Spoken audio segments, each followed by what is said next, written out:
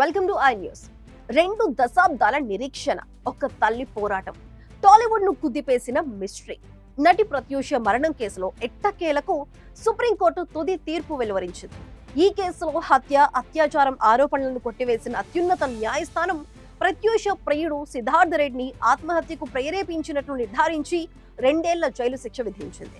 23 ఏళ్ల తర్వాత వచ్చిన ఈ తీర్పు ఇప్పుడు 2 తెలుగు రాష్ట్రాల్లో చర్చనీయాంశంగా మారింది. అసలు ఆ రోజు ఏం జరిగింది? ప్రత్యూష మరణం వెనుక ఉన్న భయంకరమైన కథా కమామిషలేంటో ఇప్పుడు స్పెషల్ స్టోరీలో చూద్దాం.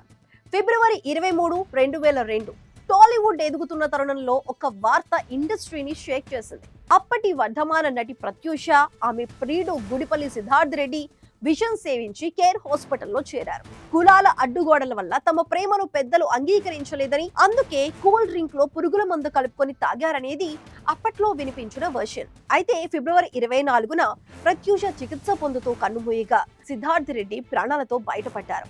ఇక్కడి నుంచే అసలైన మిస్టరీ మొదలైంది. పోలీసుల రికార్డుల్లో ఇది ఆత్మహత్యగా నమోదైన ప్రత్యూష తల్లి సరోజినీ దేవి మాత్రం మొదటి నుంచి ఇది ముమ్మాటికి హత్యే అని వాదిస్తూ వచ్చారు. సరోజినీ దేవి చేసిన ఆరోపణలు అప్పట్లో సంచలనం సృష్టించాయి. సిద్ధార్థ రెడ్డి, అతని స్నేహితులు కలిసి తన కూతురుపై గ్యాంగ్ రేప్ చేశారని, ఆ తర్వాత గొంతు నులిమి చంపేసి ఆత్మహత్యగా చిత్రీకరించారని ఆమె ఆరోపించారు.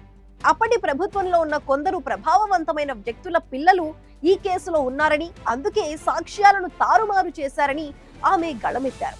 దీనికి బలం చేకూరుస్తూ అప్పట్లో ఫోరెన్సిక్ నిపుణుడు డాక్టర్ మునుస్వామి ప్రత్యూష గొంతు నులిమి చంపబడినట్లు సంచలన ఇంటర్వ్యూ ఇచ్చారు. కానీ కొద్ది రోజులకే ఆయన ఆరోపణలు నిరాధారమని ప్రభుత్వం ఆయనను సస్పెండ్ చేయటం మరిన్ని అనుమానాలకు తావిచ్చింది. తెలుగు న్యూస్ ఛానల్స్ పుట్టుకొస్తున్న ఆ రోజుల్లో రిచ్ బ్రాడ్స్ ప్రమేయం ఉందంటూ వచ్చిన కథనాలు రాష్ట్ర వ్యాప్తంగా అగ్గిరాజేశాయి. చట్టపరమైన పోరాటంలో 2004లో లోకల్ కోర్టు సిద్ధార్థ రెడ్డికి 5 ఏళ్ల శిక్ష విధించగా హైకోర్టు దానిని 2 ఏళ్లకు తగ్గించింది. ఇప్పుడు 23 ఏళ్ల తర్వాత సుప్రీంకోర్టు సైతం హైకోర్టు తీర్పును సమర్థిస్తూ అత్యాచారం, హత్య ఆరోపణలను కొట్టివేసింది. కేవలం ఆత్మహత్యకు ప్రేరేపించిన నేరానికే సిద్ధార్థ రెడ్డికి 2 ఏళ్ల శిక్షను ఖరారు చేస్తూ 4 వారాల్లో లొంగిపోవాలని ఆదేశించింది. ఇప్పటికే ఆయన మెజారిటీ శిక్షా కాలాన్ని పూర్తి చేసి ఉండటంతో కేవలం కొద్ది రోజులు మాత్రమే జైల్లో ఉండాల్సిన పరిస్థితి నెలకొంది.